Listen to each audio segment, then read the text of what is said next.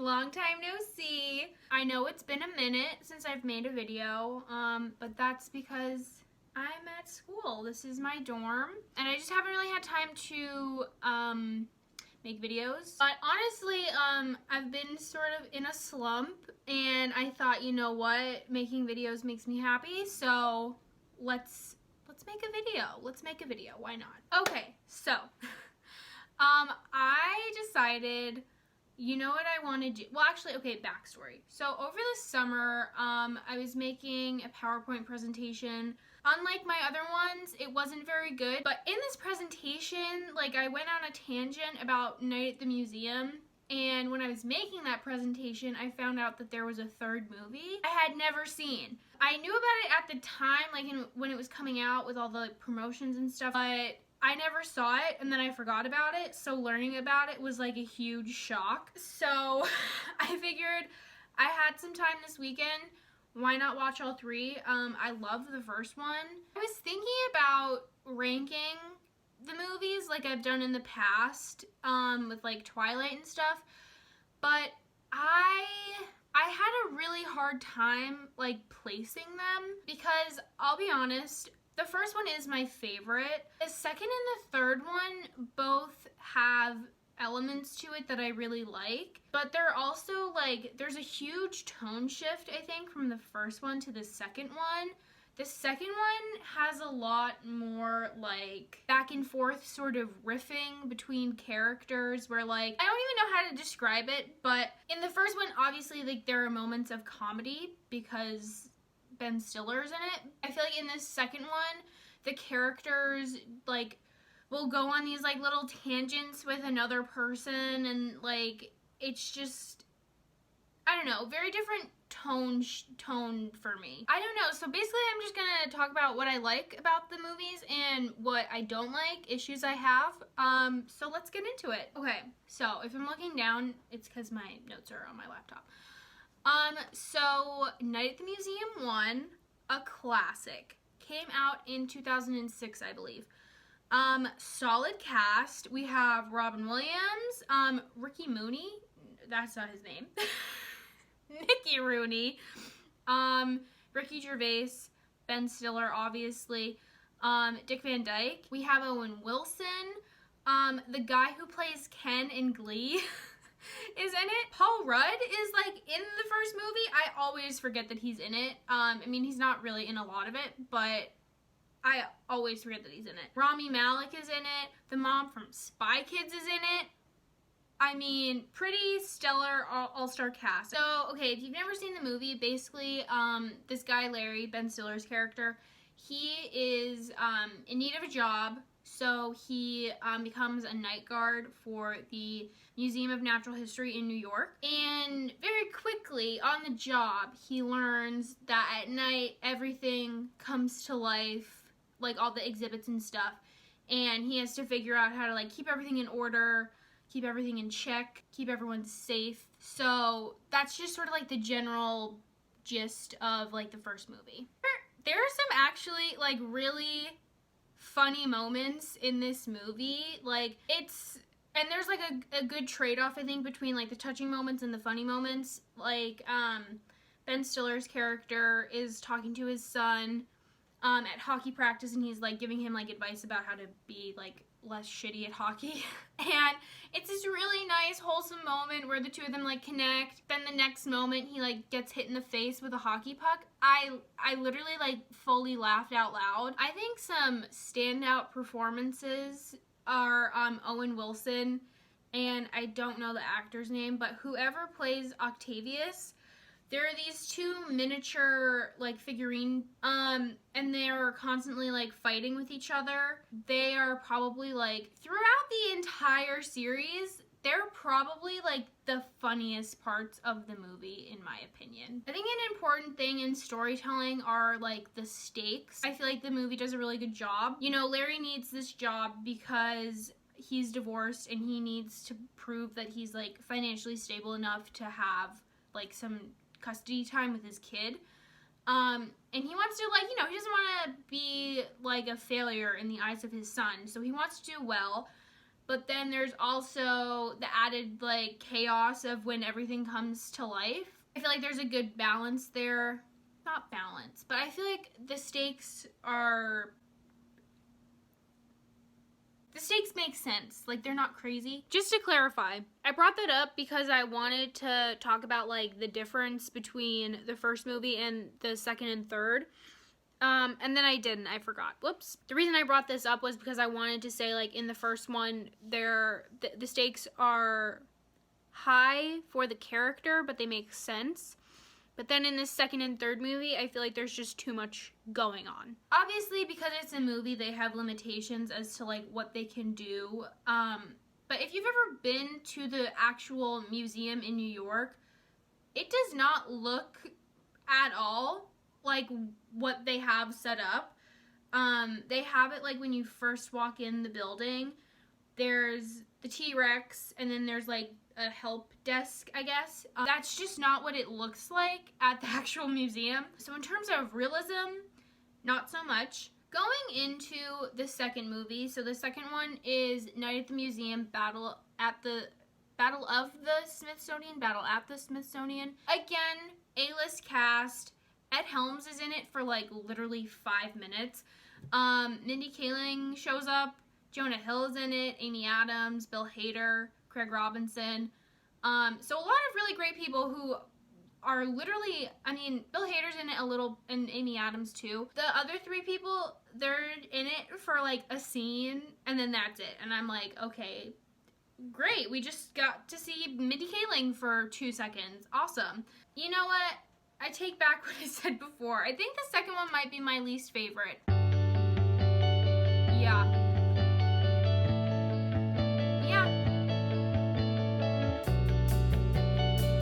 I know I said I wasn't gonna rank them, but if I had to, I would probably put this one last, just because the exposition is, like, super rushed.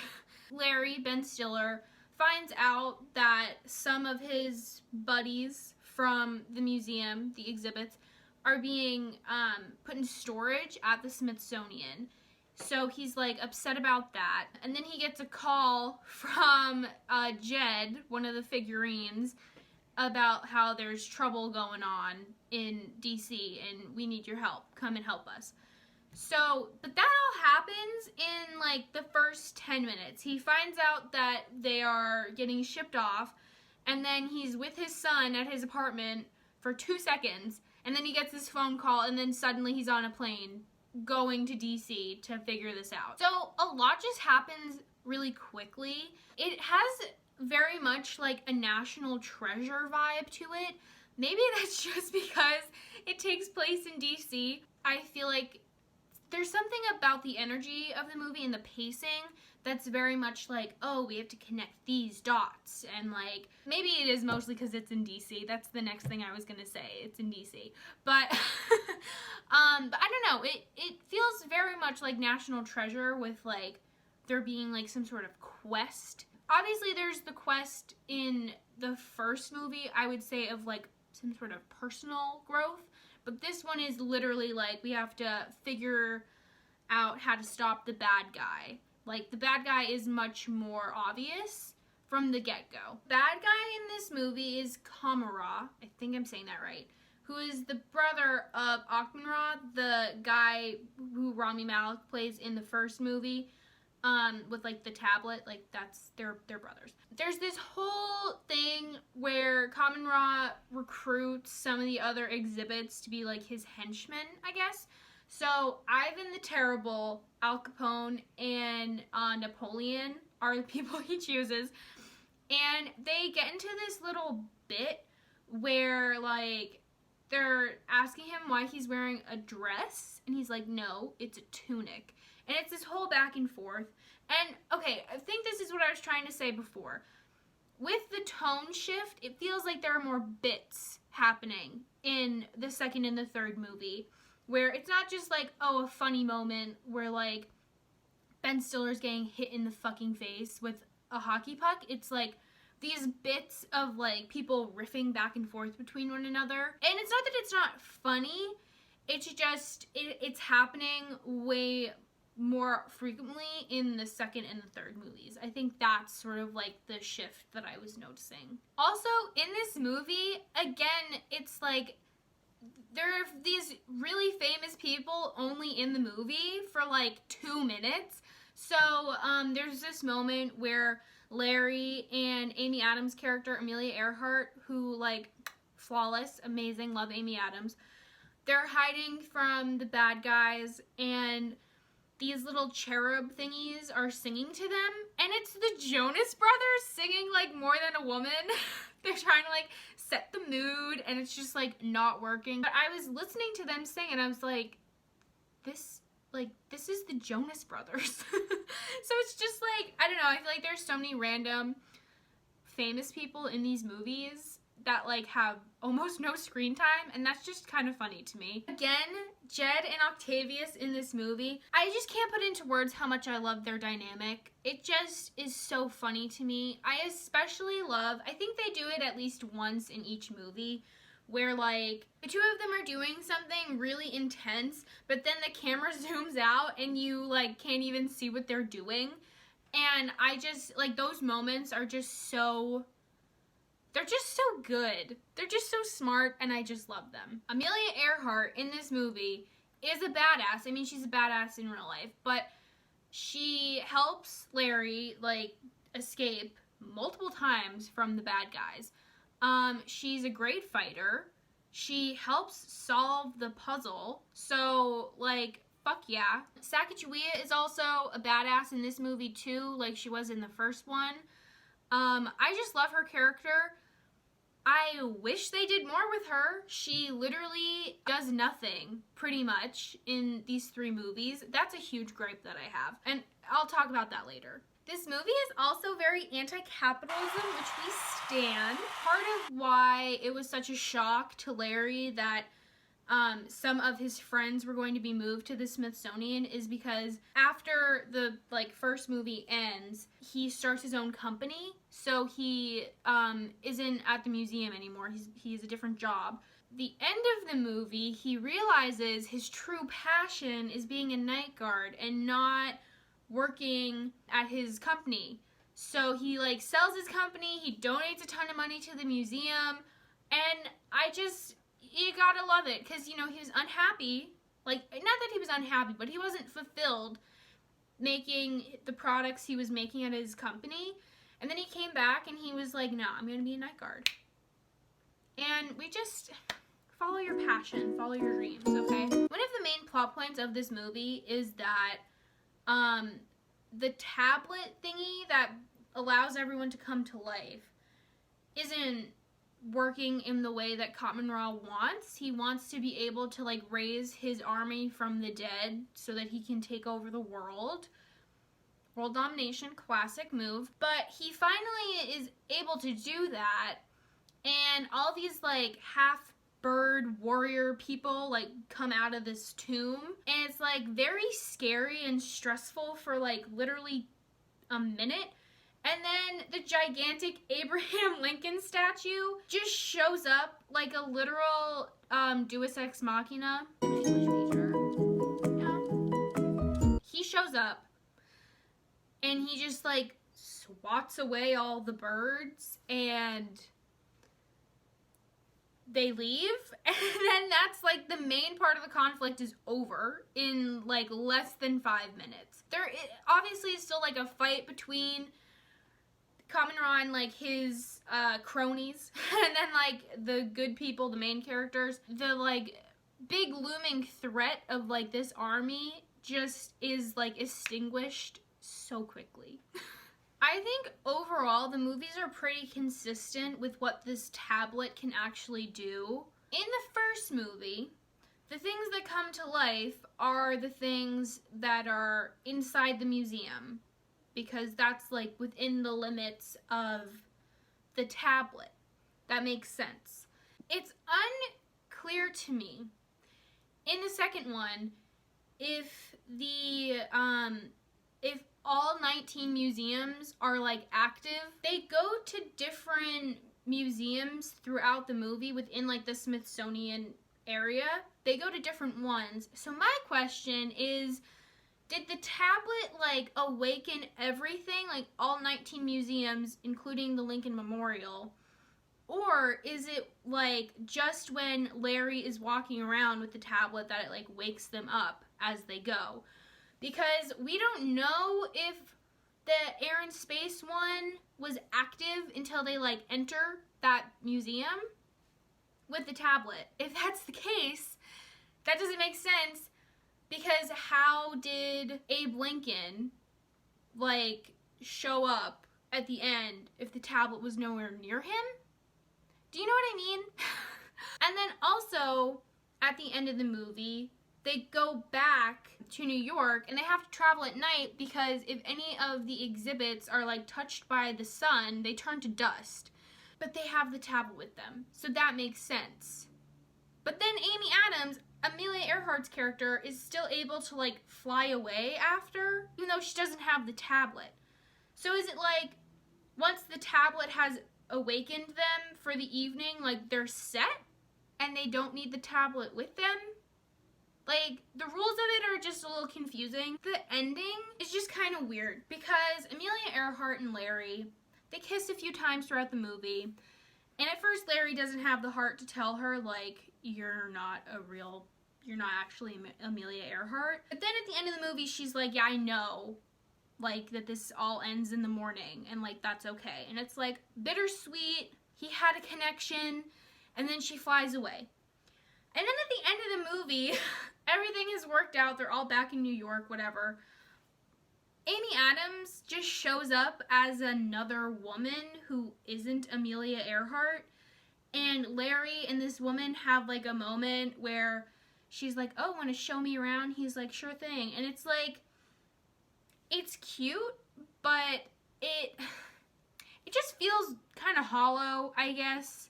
Why does she look like Amelia Earhart? If their relationship were to continue, which, spoiler alert, from what I saw in the third movie, it doesn't. It's just weird that he would want to be with someone who looks exactly like Amelia Earhart. Wouldn't you just be thinking about Amelia Earhart the whole time? Like, I don't know. So that was just sort of weird to me. I thought that was a weird choice. They could have made it funny by having her be, like, a descendant of Amelia Earhart, but he asked her that, like, are you related to her? And she's like, no, I'm not.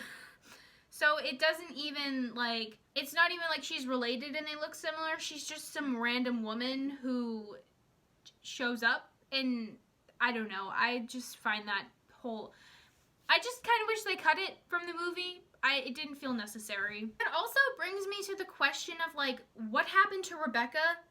She clearly doesn't work at the museum anymore. There's no mention of her throughout the movie, and Larry has clearly, like, moved on from his crush on Rebecca to Amelia Earhart. So, like, what happened to Rebecca? I want to know. Where is she? Okay, Night at the Museum 3, Secret of the Tomb, came out in 2014. Pretty big gap in time. The second one came out in 2009, so that's, you know, a few years in between the release. Again, in terms of tone, very similar to the second one. A lot more of, like, these little bits between characters. So the plot of this one basically is just the tablet that lets them come to life at night is slowly eroding, which is not good.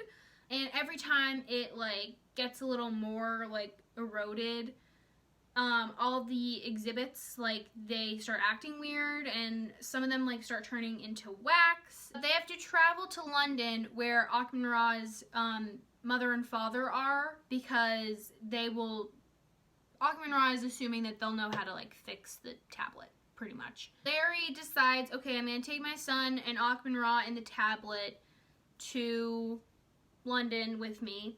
Spoiler alert, Theodore Roosevelt, Sacagawea, Attila the Hun, and the monkey Dexter, and this Neanderthal that, like, looks like Ben Stiller for some reason, they all, like, stow away somehow and, like, end up coming with. I was really taken out of the movie watching Experience because Larry goes home to his apartment and his son Nick is throwing a party, whatever, but the actor is different. Not the same kid from the first two movies. I think, let me look it up. More than a woman. More than a woman to me. I sound just like the Jonas Brothers. Sorry, can't get these pipes just anywhere. Maybe she's born with it. Maybe it's crippling depression. I shouldn't say that. What is his kid's name? In the first two movies, the son was played by this actor, Jake Cherry. You know, he was fine. He didn't do much in the movies. But then suddenly, this guy, Skylar, I can't say his last name, but he's just the son, and that really took me out of it. I'm not gonna lie. I really don't like when movies do that, like just switch an actor in and think it's gonna be not noticed. I tried to look up what happened, like why he wasn't in it. I couldn't find anything about why they chose to not go with him. I was thinking maybe like he didn't look old enough to be the son, but I don't know, enough time had passed from when they made the second one that I feel like it could have worked. So I don't know what the reason was, but I wish that they had just kept it being the same actor. If you've watched The Fosters, you can probably relate to what I'm saying. They had, like, in The Fosters, it was Jake T. Austin was replaced by Noah Centineo. And I really think that they thought they were doing something like, oh, no one's gonna notice. Everyone noticed. It was so weird. I just don't like when, like, shows and movies think that they can, like, get away with switching out actors. It's very distracting, honestly, because then I'm just thinking about, like, why is he different? Back to what I was saying before about Sacagawea. She is the most underutilized character in the whole trilogy. Like, they could have done so much more with her. In the first movie, there's the whole thing where she's stuck behind glass, so she's, like, a bit limited in what she can actually do until they finally, like, break her free. And then there's, like, the whole romance between her and Theodore Roosevelt, which I just really love. Warms my heart. Historically accurate? Probably not. But, I mean, definitely not because of... I'm not dumb. Please know I'm not dumb. But it's not historically accurate for a lot of reasons. And then in the second movie, again, she's detained for majority of it, and she's surrounded by a bunch of idiots. One of them being Bill Hader's character, who is playing this, like, American general, and he's coming up with all these really stupid plans, like, I'm gonna shout attack and then we'll attack, and she's like, wouldn't that just alert everyone that we're about to attack? So it's like, it's played off as funny, but she clearly could have come up with a better plan, and why not just give that to her? Like, why not write that into the script of, like, oh, Sacagawea, she's really smart, like, she will figure out the plan. You know what I mean? And then in the third one, she has, like, almost no lines. And she's in the whole thing, pretty much. I can't remember anything that she says or contributes within this movie. And, like, I don't know, it just kind of sucks. Like, they could have done so much more with her character. Like, she was such a badass person in real life. And in the movie, she's just very quiet and she doesn't do much. Like, it's established that she's really smart and, like, she's very helpful. But I don't know, they just could have done way more. So Rebel Wilson is in this movie. She's not in a lot of it. She's the night guard for... She doesn't actually, like, walk around the museum. She's, like, in a little hut thing, keeping people, like, in and out of the museum. So she's not in it a whole bunch. Honestly, like, going into this movie, I was prepared for there to be a lot of fat jokes because somehow people think fat jokes are okay when a fat person is saying them. Guess what? They're not. They're still shitty and not good jokes. There was only one She talked about how, like, she could be a model if she didn't love pizza so much, which was just sort of stupid. This is a part of a larger issue that I have within, like, movies and stuff. It's most prevalent in Fat Amy from Pitch Perfect, where they have Rebel Wilson saying all these, like, really stupid, awful things about, like, being fat. And it's played off as a joke, and the audience is encouraged to laugh because a fat person is saying it. So it's like, oh, well, they're saying it, so it's okay. And it's like, no, it's still offensive and not even funny. I was honestly expecting a lot more, but there was only one. So beggars can't be choosers.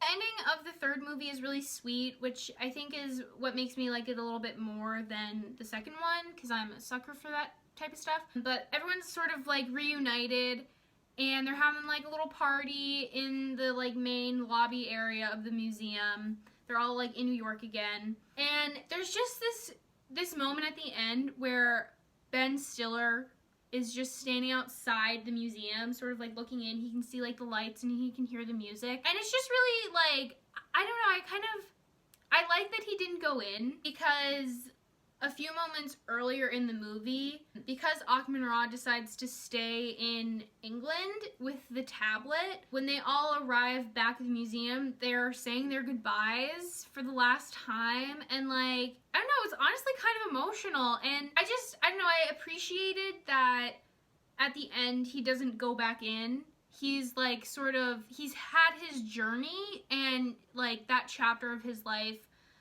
is over for now, and I don't know, I thought there was something really powerful about that. It honestly made me cry. I did cry at the end of this movie. In doing my research, if you will, for this movie, I did find out that there is Jedediah and Octavius fan fiction. I have not read any of it. If that's something that you're into, go for it. I do really appreciate how they go from enemies to friends to lovers. Not explicitly, but it's in the subtext, I promise you. So just sort of my final thoughts. I really like this trilogy. My favorite's definitely the first one. But the second and third are pretty solid. You know, they have their moments. But yeah, that's pretty much all I have that I wanted to talk about. I know I say this every time, but I went on so many tangents. I hope that this was coherent and enjoyable, and I can't wait to post this and, well, edit and post, because making videos makes me happy. So I hope you enjoyed. I'll see you in the next one. Peace out, suckers. Okay, bye.